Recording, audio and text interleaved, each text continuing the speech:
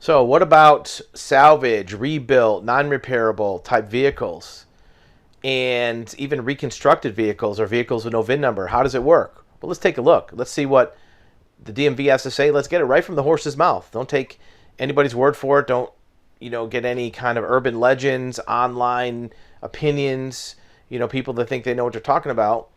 Even us, we think we know what we're talking about, but let's get it from the horse's mouth. This is an example from the state of New Mexico, which is very typical of salvage and rebuilt titles. In fact, they're a little bit more lenient about salvage titles than many states. And this is their section of Chapter 9 about reconstructed, rebuilt, salvage, and non-repairable vehicles. This is a very common subject for viewers because a lot of title problems have to do with these subjects. So we're going to skip over rebuilt, homemade, shop-built vehicles, gliders, reconstructed. We're going to jump right to salvage and non-repairable, which is Section E. And what they tell you on Section E for salvage and non-repairable is there's some recent changes. Made significant changes in the definition to the procedure. A salvage vehicle is something other than non-repairable. And we'll talk about non-repairable in this video. And it's a subject to registration that's been wrecked, destroyed, or damaged, excluding hail damage. So to the extent that the insurance company has considered it uneconomical to repair the vehicle and subsequently not repaired, and it goes to the insurance company. Okay? Total loss payment is made by an insurer, whether or not the vehicle is subsequently repaired or not, or if the insurer obtained the agreement of that amount. Bottom line is that if the insurance company pays out a total loss claim for whatever reason, it's a salvage vehicle. We'll skip over non-repairable for the moment. Who determines that a vehicle is salvage or non-repairable? By rule, the declaration by the insurance company makes it a salvage vehicle. The insurance company decides, is it salvage or not? And there's a reason for it, because the insurance company is on the hook for that vehicle. If they call it salvage, now they are protecting the public from buying that vehicle and not knowing, because it's in a permanent record. Okay? Non-repairable vehicle.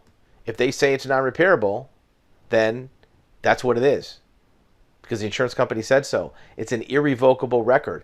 Look what it says here. Regardless of the amounts of repair costs versus the market value. So it doesn't matter if the repair cost is $5 and it's a $50,000 car. If the insurance company says salvage, it's salvage. If the insurance company says non-repairable, it's non-repairable. Now, why would an insurance company take something that has apparently minimal damage and call it non-repairable? There's a reason for it. We'll get to that momentarily. How do you transfer a salvage or non-repairable vehicle?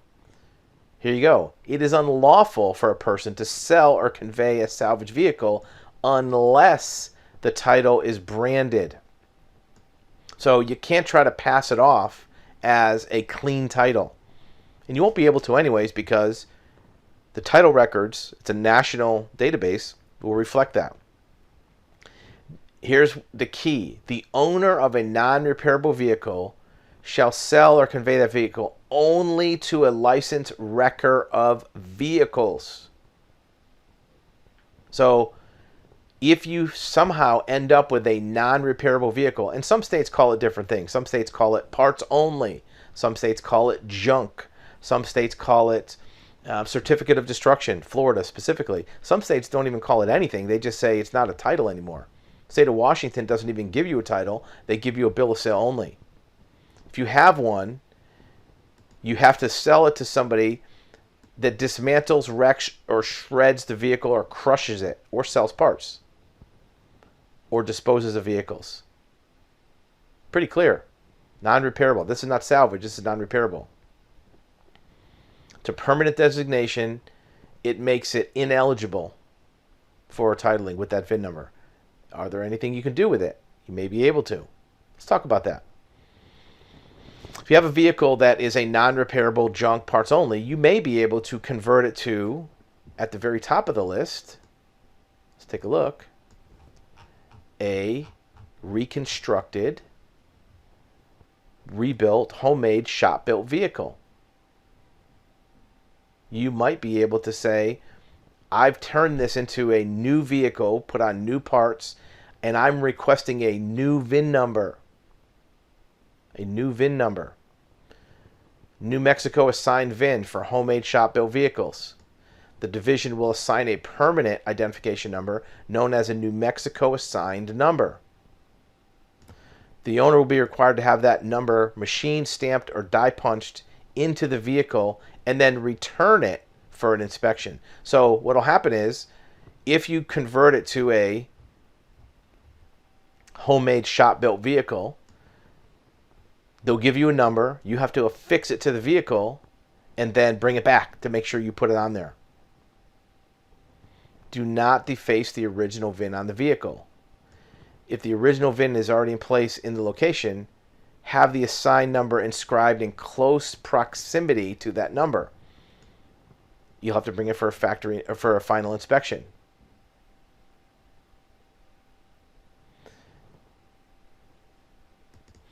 If the vehicle is built from shop-built parts or parts from other vehicles, the year in which the vehicle is built will determine the year model. The vehicle make will be homemade. So it's going to say homemade on the title. What does that mean? If you have a 2017 Toyota Camry that is a non-repairable vehicle, and you make it into a homemade shop-built vehicle, your new title will not say Toyota Camry. It's going to say homemade. And you're going to have a lot of hoops to jump through to make sure that the inspector that looks at it is not going to fail it because they see that it's really that same 2017 Camry. They want to make sure you've done things to make it a different vehicle. Think about like Batmobile or custom vehicle. If it's just a 2017 Camry with the VIN number scraped off, it's probably not going to fly. Let's get back to salvage. Salvage vehicle. How do you transfer a salvage vehicle? Well, what you have to do is you have to have it branded on the title, and you have to have it inspected. Inspected, meaning that the vehicle will be presented to the DMV after it's repaired to have them look at the car to make sure, first, it's safe for the road. Second, that all of the damage or issues that made it a salvage are repaired. They're going to make sure the airbags are good, the anti-lock brakes, frame's not bent. They're going to make sure all of the suspension is in factory specs with alignment. If there's no weak points in the subframe, where like if it was bent and then pulled back straight, to make sure that that crease is not making the car weak. They're also going to make you show the invoices and receipts for all the parts that you use to repair the vehicle. So if you repaired them and didn't get receipts for the parts, you're not going to pass inspection, even if the car's good to go as far as condition. Even an assembled vehicle, reconstructed vehicle, will have to be signed by the applicant saying that the vehicle is shop built, and you have to indicate whether the vehicle was previously titled or registered in another state. You also have to fill out form MVD 10053 saying that the applicant has checked off all the equipment required for that type of vehicle being registered. Assembled vehicles must comply with federal standards for highway use. This is the owner's responsibility. So if the applicant does not have equipment that's not working, they will not process the application.